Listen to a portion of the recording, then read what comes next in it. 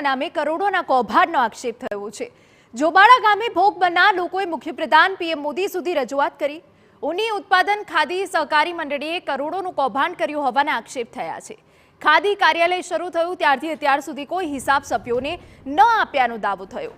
ઊની ઉણાટનું કામ ન કરતા લોકોને સભ્યો બનાવી ખોટી સહી કરાવ્યાનો આક્ષેપ। વણાટ કામ ન કરનારા લોકોના નામે જિલ્લા ઉદ્યોગ કેન્દ્રમાંથી સહાય લેવાનો દાવો। મંડળી અને સંસ્થા દ્વારા ઊનના ખોટા બિલો ઊભા કરવામાં આવ્યા હોવાની રજૂઆત। કરોડોના કૌભાંડ અંગે યોગ્ય તપાસની માંગ।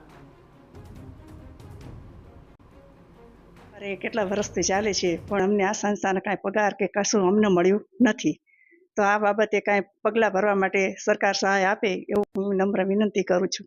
જે નામ એમાં ચાલે છે કારીગર તરીકે, એ જ મંડળીમાં ચાલે છે સાહેબ, એ કેવી રીતે બની શકે?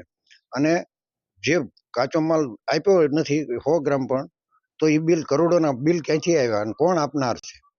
આની તપાસ થવી જોઈએ અને કાયદેસરની કાર્યવાહી થઈ જોઈએ। 2012 સુધીનો પીએફ અમારું આપતા નથી અને હવે છેલ્લા 3 વર્ષથી ઓનલી કાગળ ઉપર જ આ સંસ્થા ચાલે છે। આ લોકો ક્યાંથી બિલ લાવે છે?